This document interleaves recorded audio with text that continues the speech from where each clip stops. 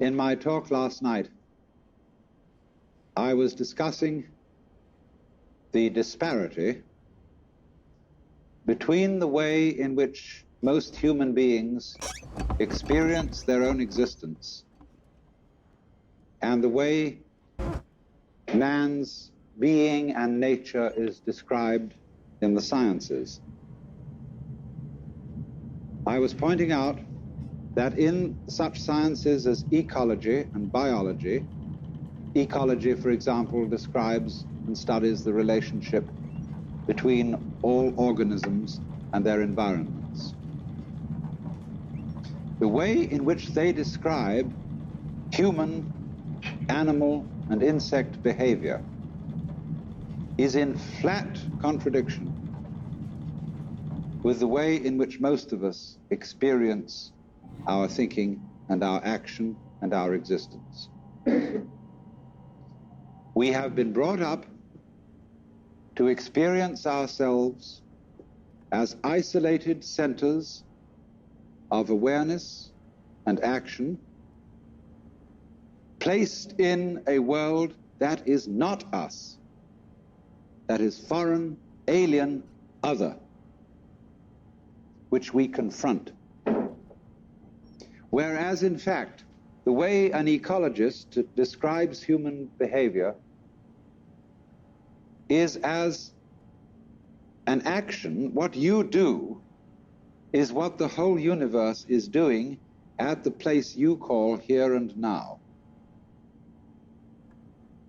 You are something the whole universe is doing in the same way that a wave is something that the whole ocean is doing. This is not what you might call a fatalistic or deterministic idea.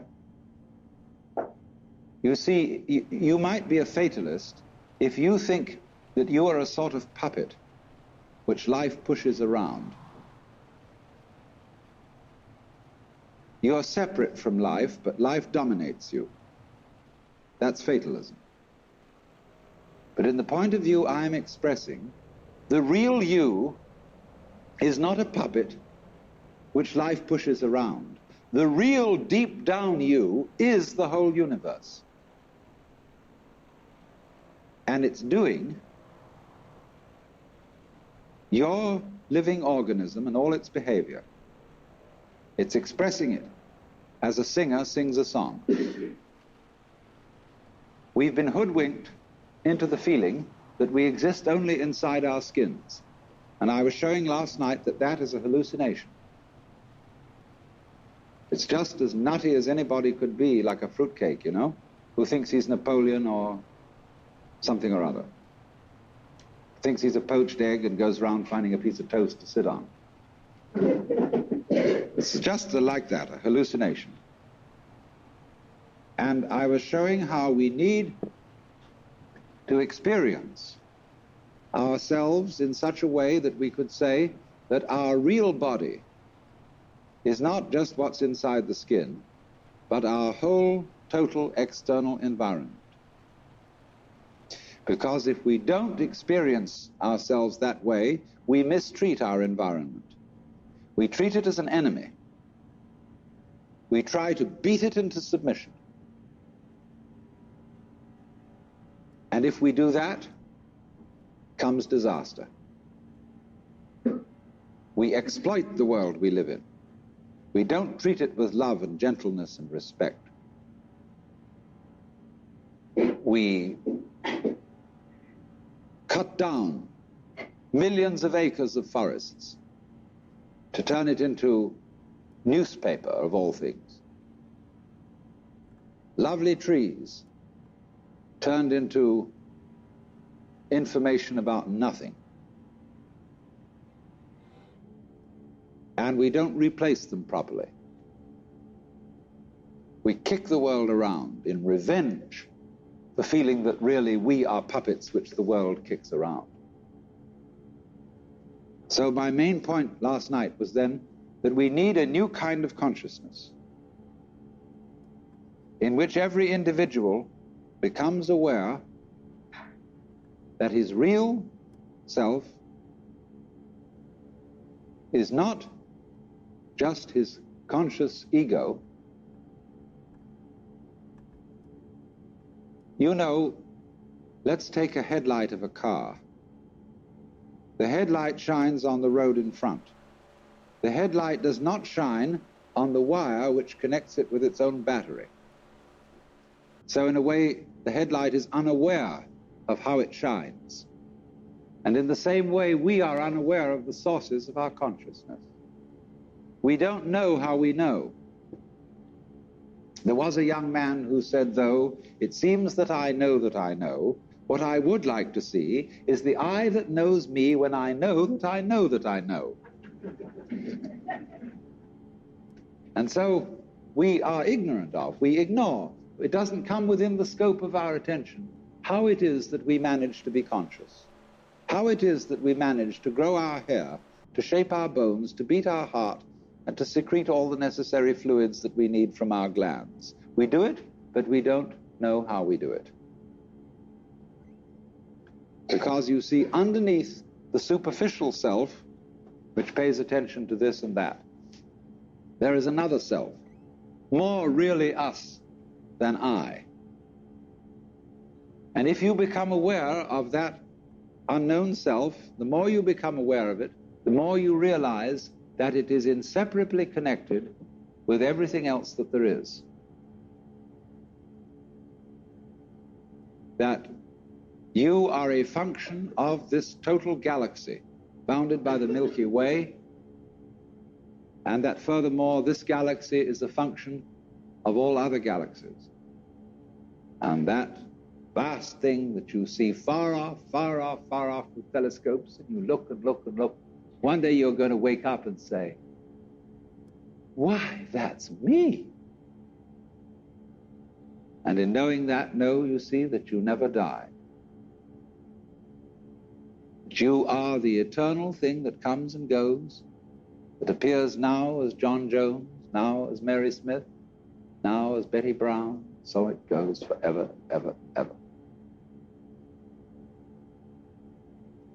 Now then, why I made this point as an introduction to what I want to say tonight is the problem of the relationship of man and nature. Do you know, in the history of philosophy, there are really three theories of nature. Incidentally, what do you mean when you use the word nature? What is nature study? Natural history. The Museum of Natural History. What do you expect to find there? Well, for many people, nature means the birds, the bees, and the flowers. It means everything that is not artificial. People think, for example, a building like this is not natural, it's artificial. The natural state of the human being is to be naked, but we wear clothes, and that's artificial. We build houses. Is there any difference between a human house and a wasp's nest? Or a bird's nest? Not really. But we do have in our minds, you see, the idea that nature is somehow outside us. We've got some nature in us. We say there's a thing called human nature, and mostly bad.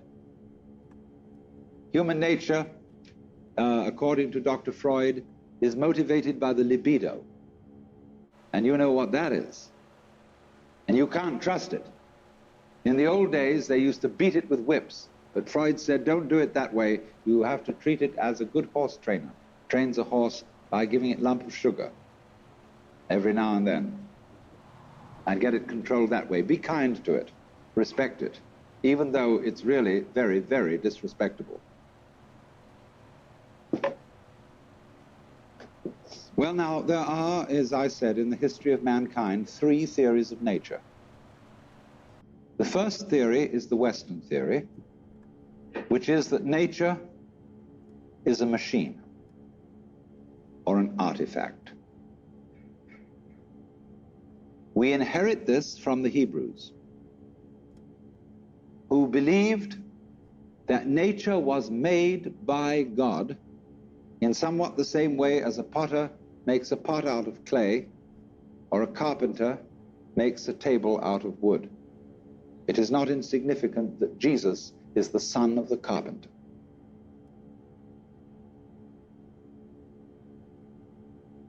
Our tradition has been to look upon the world as a construct,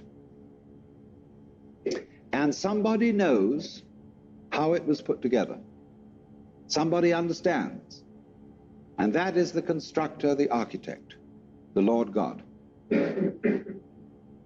But it so happened that in the 18th century, Western thought began to change. They became increasingly doubtful as to whether there was a maker, whether there was a God, but they continued to look upon the creation as an artifact, as a machine. And by the time of Newton, people were explaining the world in terms of mechanism. And we are still under the influence of that idea, because after all, in things like Life magazine and so on, when they give you an article on human physiology, they usually make drawings which show the human being as a kind of mechanism, as a sort of factory. And they show how the peristaltic action carries the food in and how it's processed by this organ and that organ, as just as if a certain product is fed into a factory, cow at one end, and it comes out canned corned beef at the other. Just in such a way, the human is illustrated, and so too in some kinds of rather degraded medicine that is now practiced. When you go to the hospital for a medical examination, you are treated as a machine. They process you. You're not a person. You're put in a wheelchair immediately. Even if you're perfectly healthy and can walk, nevertheless they have to have you in this wheelchair. And they put you through a process. And the heart specialist looks only at your heart because he can't understand anything else. The otorhinolaryngologist, which means an ear, nose, and throat man, looks at that section of you, and he doesn't know about anything else. And maybe a psychiatrist takes a look at you, and goodness knows what happens there, and so on and so on. Everybody looks at you from their specialized point of view as if they were a bunch of mechanics examining your automobile.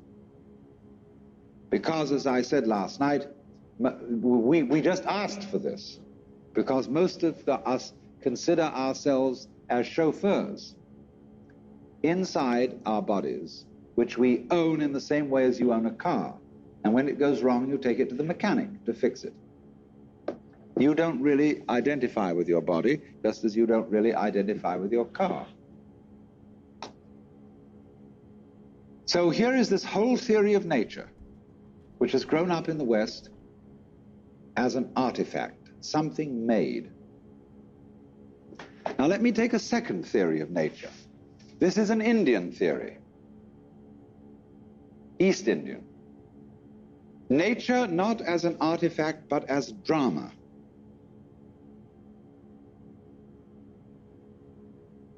Basic to all Hindu thought is the idea that the world is Maya. That is a Sanskrit word which means many things. It means magic, illusion, art, play. All the world's a stage. And in the Hindu idea, there is the ultimate reality of the universe is the self, which they call Brahman or Atman. That's what there is. The self, universal, eternal, boundless, indescribable. And everything that happens, happens on the self. Like you say, it's on me. The drinks tonight are on me. Or like we say, when you hear the radio, it's on the speaker. You see, everything you hear on the radio, flutes, drums, human voices, traffic noises, any imaginable sound, all those sounds are vibrations of the diaphragm in the speaker. But the radio doesn't tell you that. The announcer doesn't come on and say every morning, "Good morning, ladies and gentlemen, this is KQED.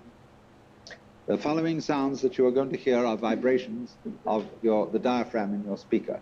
And they're not really human voices or musical instruments, but just that. They never let you in on that. And in exactly the same way, the universe doesn't let you in on the truth that all sense experiences are vibrations of the self. Not just yourself, but the self. And all of us share this self in common because it is pretending to be all of us. Brahman, the ultimate principle, plays hide and seek eternally. And he does it for unspeakably long periods of time. The Hindus measure time in what is called a kalpa, K-A-L-P-A. That's 4,320,000 years. Don't take this seriously. It's not meant to be taken literally. But just for an unspeakably long time, the Brahman, the self, pretends that it's lost and is us. And all our adventures and all our troubles and all our agonies and tragedies, it gets mixed up in them. Then after the period of 4,320,000 years has elapsed, there is a catastrophe. The universe is destroyed in fire. And after that, the Brahman wakes up and says, well, good, crazy, what an adventure that was. He wipes the sweat off his brow and says, whew, let's rest a while. So for another 4,320,000 years, the divine self rests and knows who it is. It's me. Then it says, well, this is rather boring. Let's get going again. Let's get mixed up. And it does it in a very strange way because the way the Hindus time it, the first period of getting mixed up, getting lost, is beautiful. That's the longest period. Everything's right. It's just life is glorious. Then it has the next period in which things get a little wonky. Something is vaguely out of order. That doesn't last so long. Then the next period, the third, is when good and evil are equally balanced.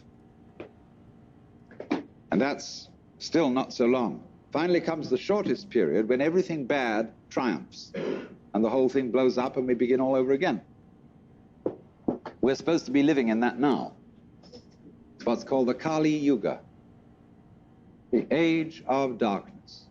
And it began on Friday, February the 23rd, 3123 BC. And it has 5,000 years to run. But as it goes on, time gets faster, so don't worry.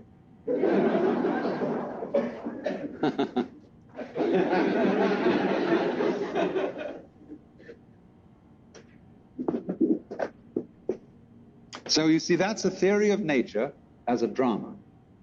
It's a play. Now there's a third theory of nature, which is Chinese. And this is very interesting. The Chinese word for nature, they call ziran. And this expression means of itself so. What happens of itself. Or we might say spontaneity. It almost means automatic, because automatic is what is self-moving. Only we associate the word automatic with machinery. But ziran, what is so of itself, is associated in the Chinese mind not with machinery, but with biology. Your hair grows by itself. You don't have to think how to grow it. Your heart beats by itself. You don't have to make up your mind how to beat it. That's what they mean by nature. The poem says, sitting quietly, doing nothing, spring comes and grass grows of itself. So their principle of nature is called a Tao, T-A-O, pronounced Dao in the Mandarin dialect, Tao in the Shanghai dialect, To in the Cantonese dialect. Take your choice. means the course of nature. And Lao Tzu, who was a philosopher who lived a little later than 400 BC, wrote a book about the Tao. And he said, the Tao which can be spoken is not the eternal Tao. You can't describe it. He said the principle of the Tao is spontaneity.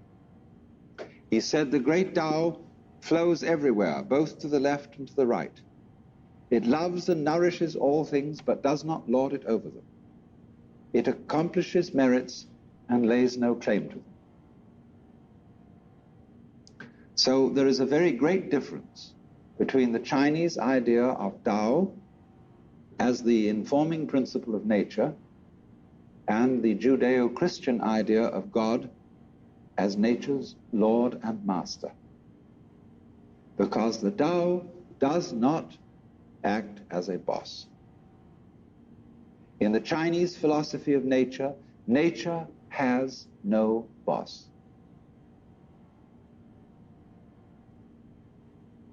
There is no principle that forces things to behave the way they do. It is a completely democratic theory of nature. Correspondingly, you see, most Westerners, whether they be Christians or non-Christians, don't trust nature.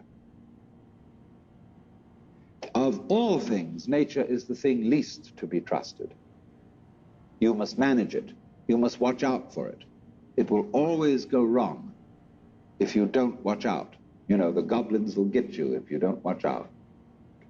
So we're always feeling that you can't trust it. See, we're absolutely instilled with the idea of original sin. You can't trust nature because it comes out with weeds and insects. And above all, you can't trust human nature because if you don't hold a club over yourself, you'll go out and rape your grandmother. Now, the Chinese would say, if you can't trust yourself, you can't trust anything. Because if you can't trust yourself, can you trust your mistrust of yourself? Is that well-founded? See? If you can't trust yourself, you are totally mixed up. You haven't a leg to stand on, you haven't a point of departure for anything. And in this respect, the Taoist philosophy and the Confucian philosophy are in agreement. In Confucius philosophy, the fundamental virtue of a human being is called Ren, spelled Jen for reasons best known to Chinese scholars. I don't know what they are, but it's pronounced Ren. And it's a character, Chinese character, that Confucius placed as the highest of all virtues, higher than righteousness, higher than benevolence, and it means approximately human-heartedness. Now, Confucius once said that goody-goodies are the thieves of virtue. Virtue in Chinese is de. We Romanize it as T-E-H, de. And it means virtue not in the sense of moral propriety, but virtue in the sense of magic, as when we speak of the healing virtues of a certain plant.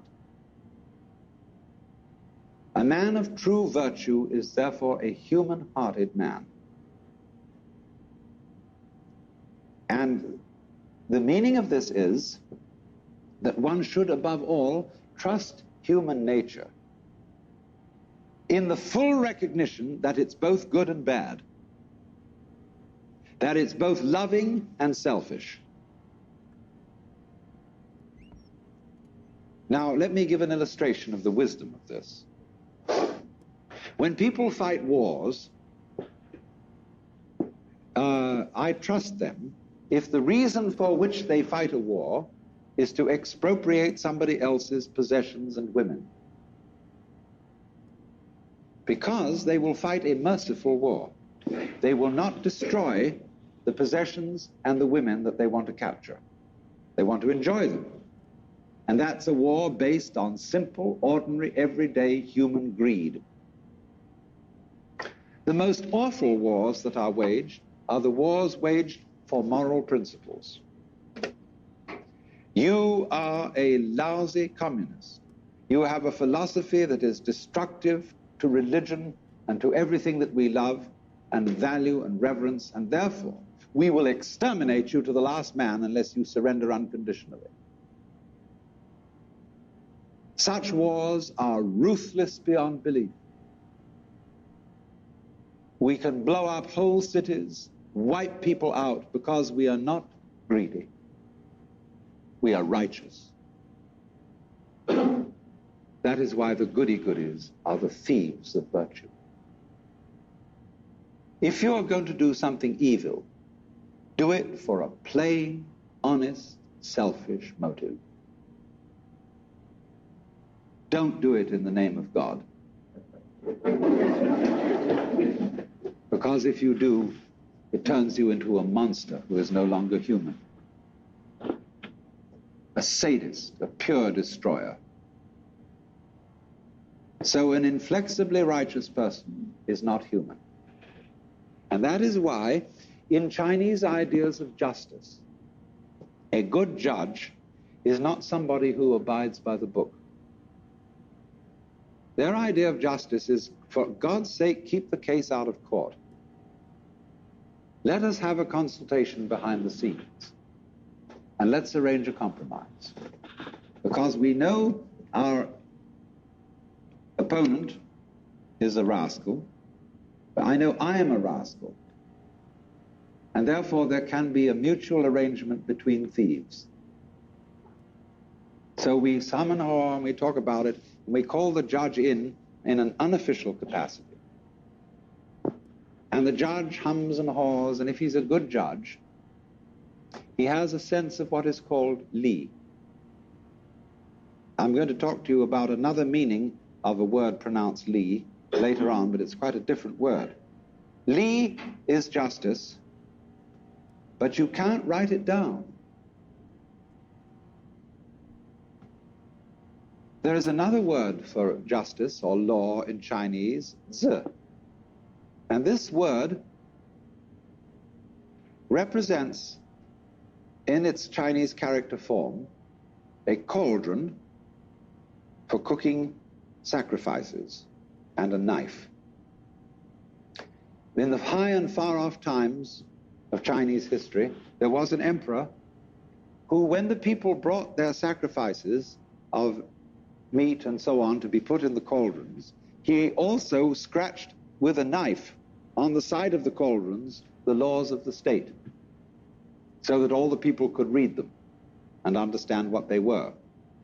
But the sages who advised this emperor said that was a very bad thing to do, because the moment people see the law written down, they develop a litigious spirit. That is to say, they think out ways of wangling around it.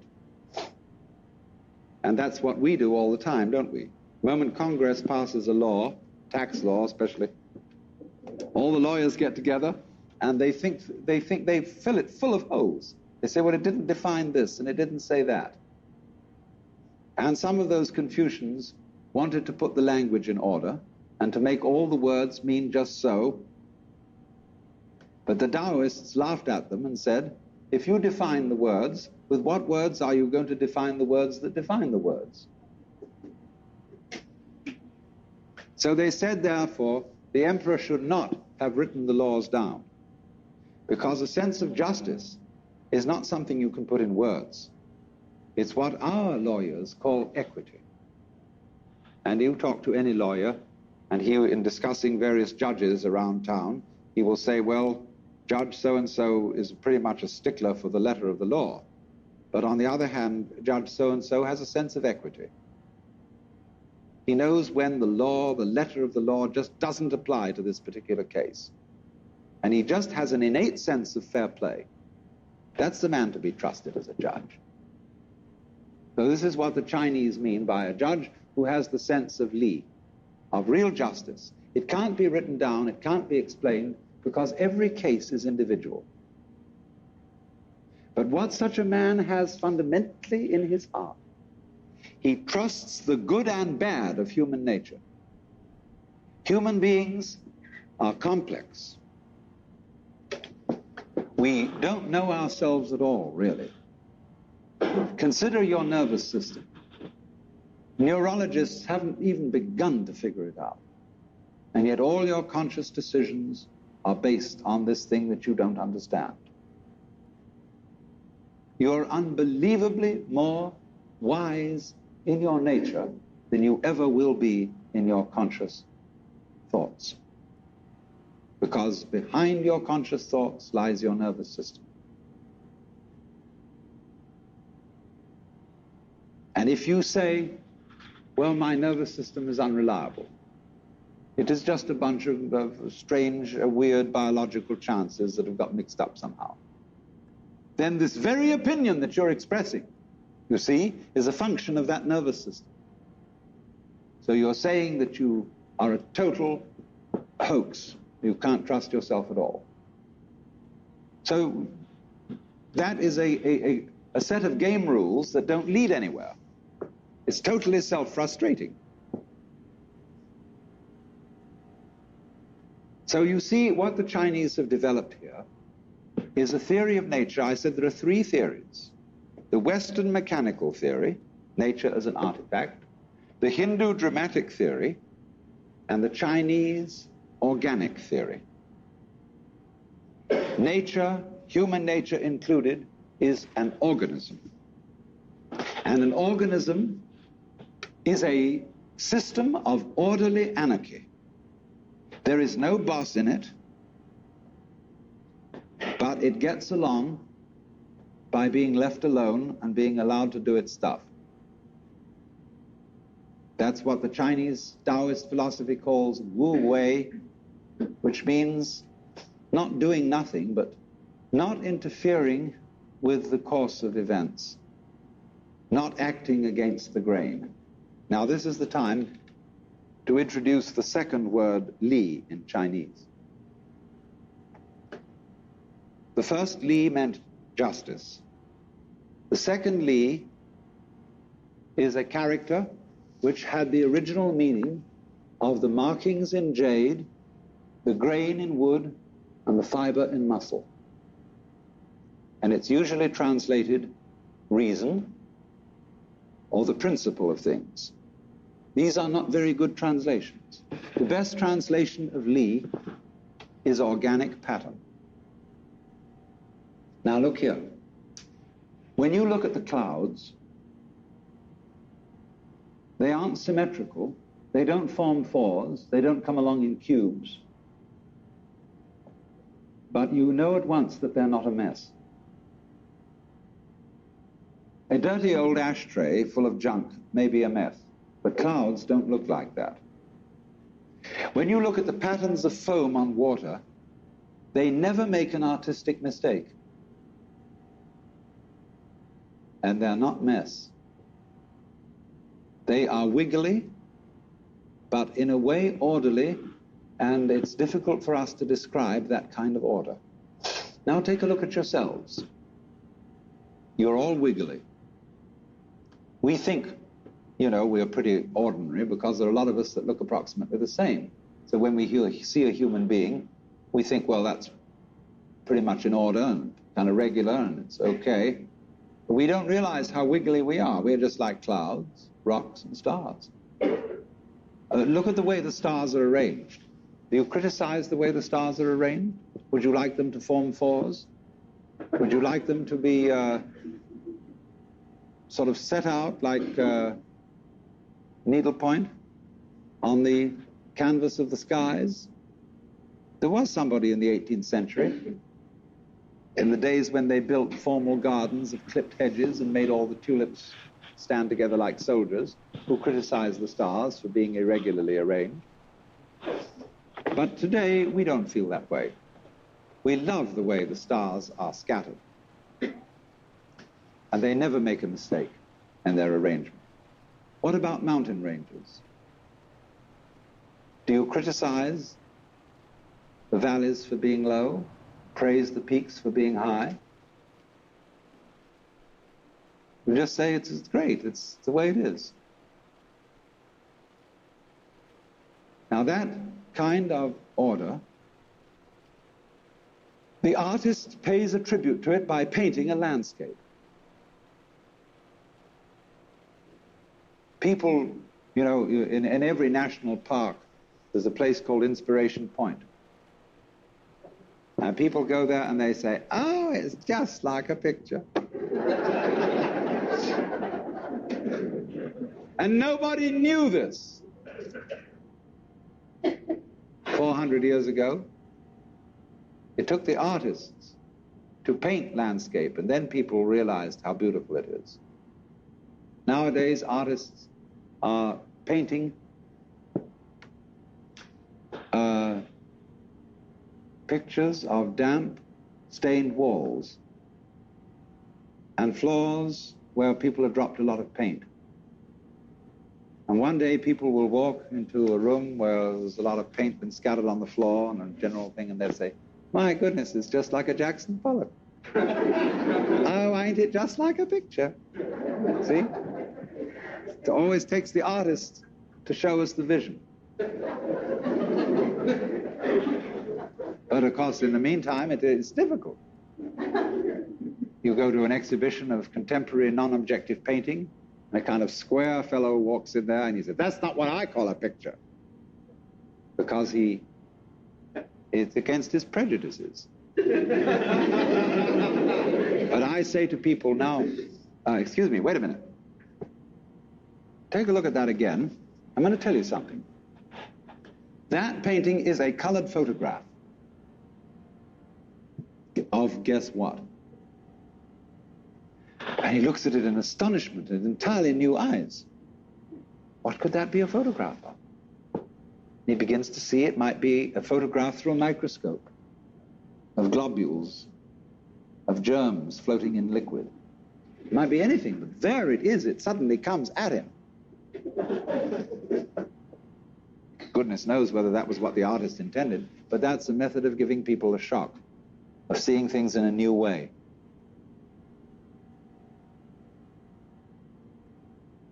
You know, a GI visited Picasso in Paris during the war and said, I can't understand your paintings. They're absurd. Life doesn't look like that. Picasso said, do you have a girlfriend? He said, yes. Have you a picture? He said, yes. Show it. So he drew out his billfold, and there was a little colored photograph of his girlfriend. And Picasso looked at it and said, is she so small as that?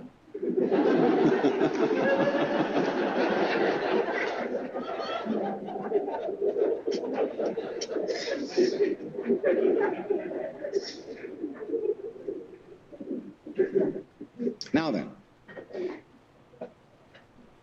the idea of Li, the idea of natural order, is like this patterns on foam, patterns in jade, the shapes of the clouds, the shapes of trees and mountains. They are orderly, but we cannot put our finger on the order. We know it's orderly, but we don't know why. And we know it's completely different from a mess. From a mess. The order of nature is in that way then indefinable. When St. Augustine was asked what is time, he said, I know what it is, but when you ask me, I don't. So in the same way, the Chinese would say, we know what the order of nature is, but if you ask us, we don't. The poet says, picking chrysanthemums along the eastern fence, gazing in silence at the southern hills, the birds fly home through the soft mountain air of dusk. In all these things there is a deep meaning, but when we are about to express it, we suddenly forget the words. That's Li.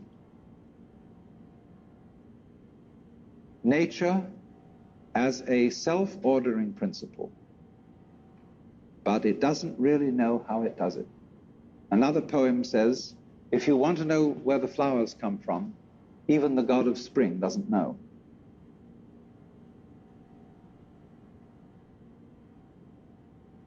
This is a very remarkable attitude to nature. Politically, you see, if you translate this into politics, it is a high philosophical anarchy. And there's a lot to be said for this as a political point of view.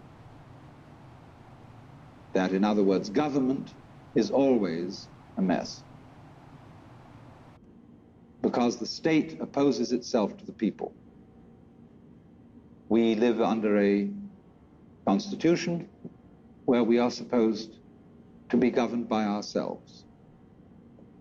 As somebody once said, down with democracy when we get it.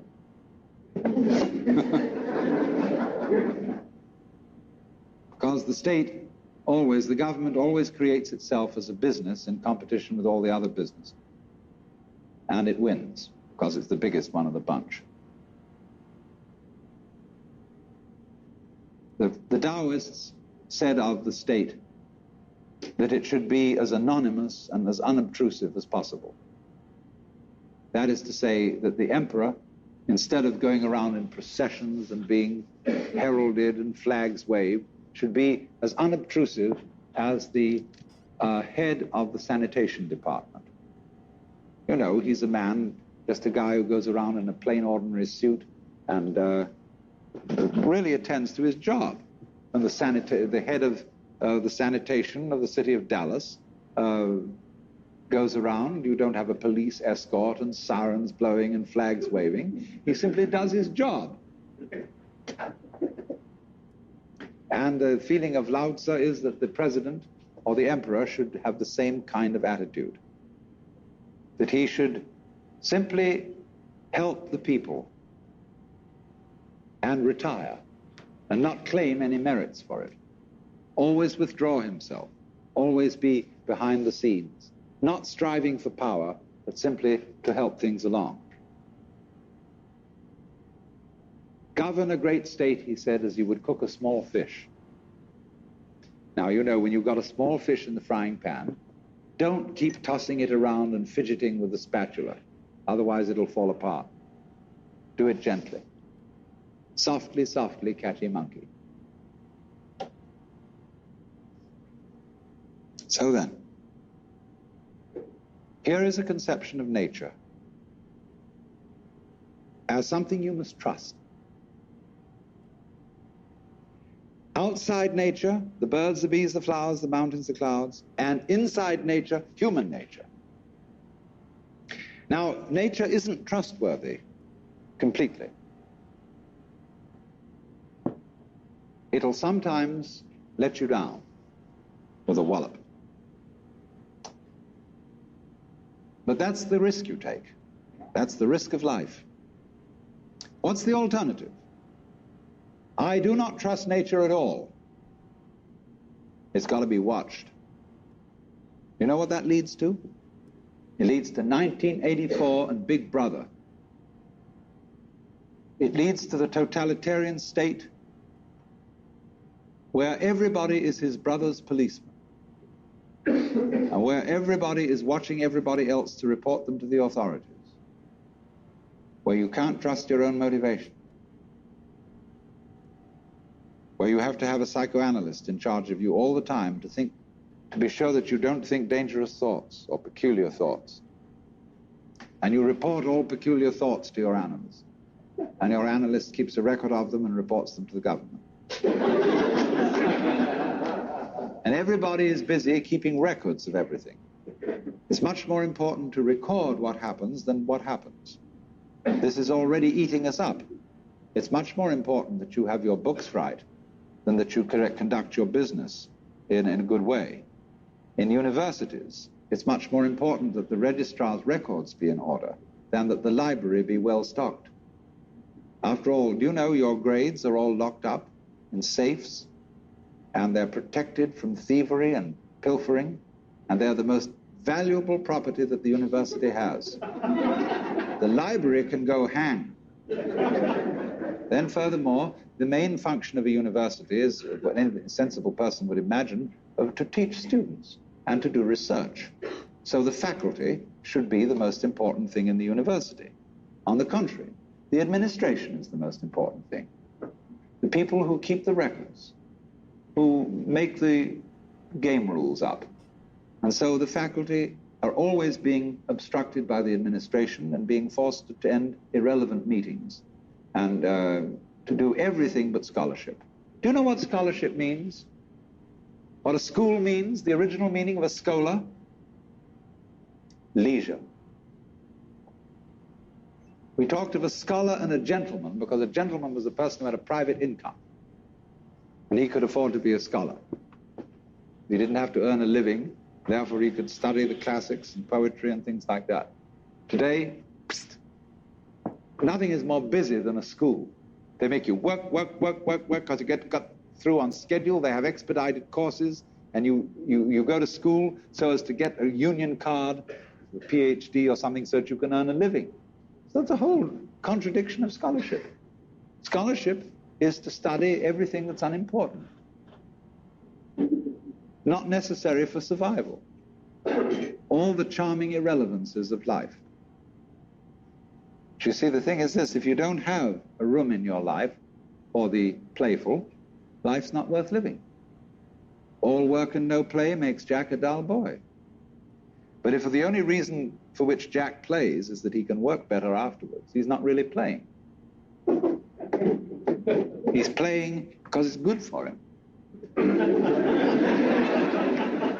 He's not playing at all. You have to be able to be a true scholar. You have to cultivate an attitude to life where you're not trying to get anything out of it. You pick up a pebble on the beach, look at it. Beautiful.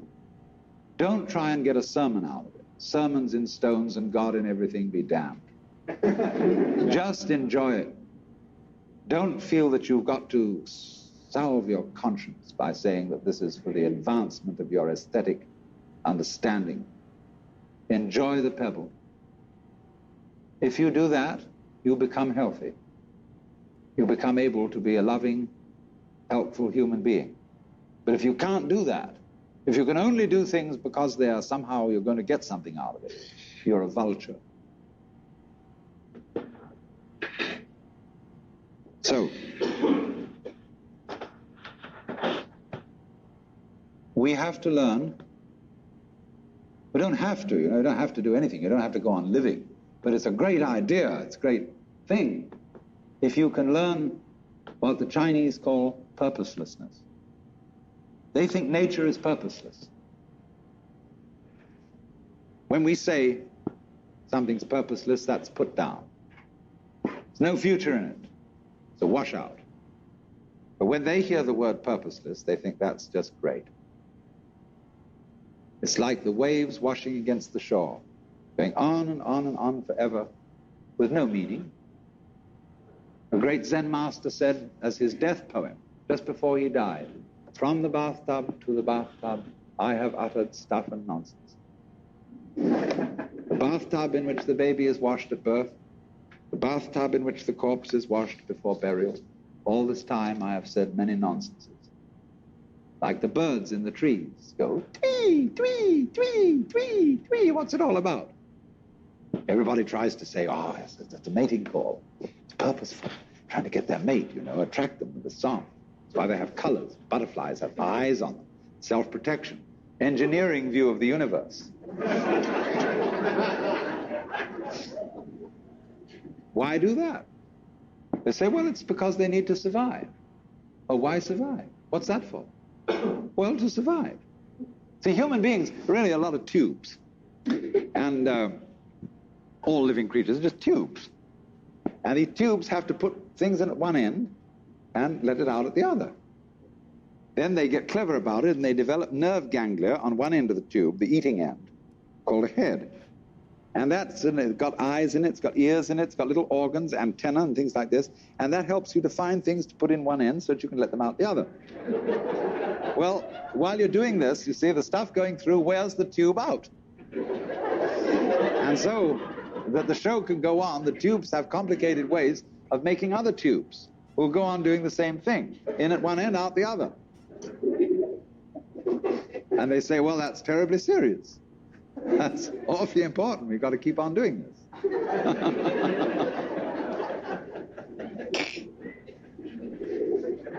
But when Chinese say nature is purposeless, this is a compliment. It's like the idea of the Japanese have a word, yugen, and they describe yugen as watching wild geese fly and be hidden in the clouds, as watching a ship vanish behind a distant island, as wandering on and on in a great forest with no thought of return. Haven't you done this? Haven't you gone on a walk with no particular purpose in mind? Carry a stick with you and you occasionally hit at old stumps, wander along and sometimes twiddle your thumbs. It's at that moment that you are a perfectly rational human being. You've learned purposelessness. All music is purposeless. Is music getting somewhere? If it were, I mean, if the aim of music were, of a symphony, were to get to the final bar, the best conductor would be the one who got there fastest.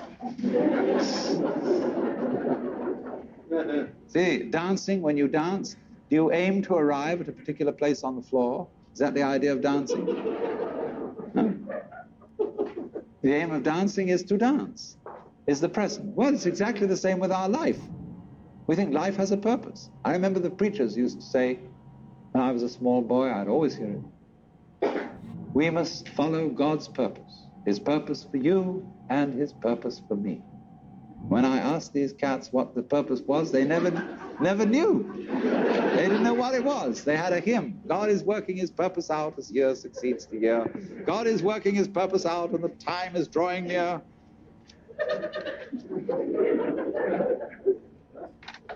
The time when the earth shall be full of the glory of God as the waters cover the sea. What's the glory of God? Well, they weren't quite sure. I'll tell you what it is. In heaven, all those angels are gathered round the glory of God. That is to say, the which than which there is no witcher. Catholics call it the beatific vision, the Jews call it the Shekinah. And there are all those angels. And they're standing around it and they're saying, Alleluia, Alleluia, Alleluia, Alleluia. Means nothing. They're just having a ball. See, that's what happened in the beginning. When God created the universe, it was created like all stars, all planets, all galaxies. They're vaguely spherical. He created this and he said, have a ball.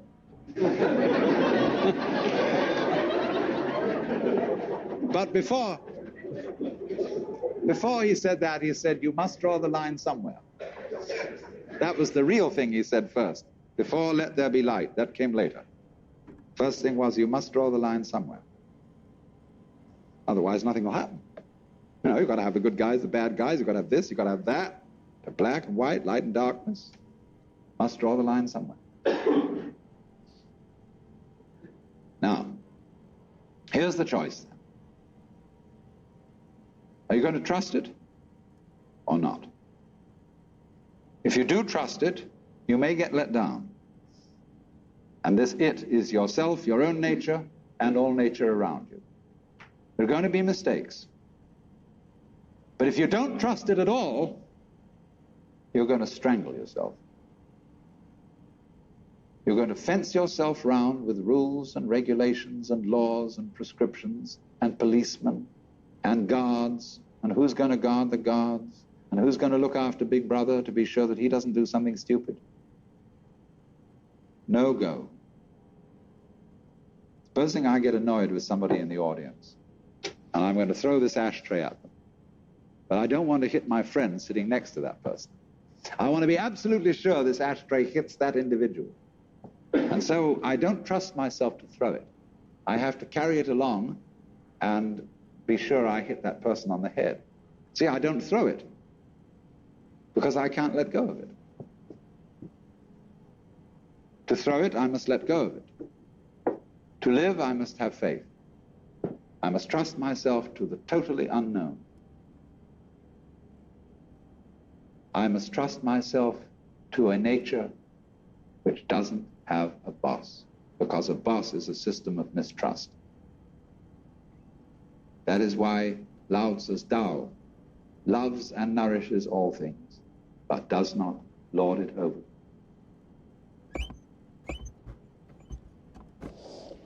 Tonight, at any rate, we've got to go through some theoretical material, so we're on a head trip.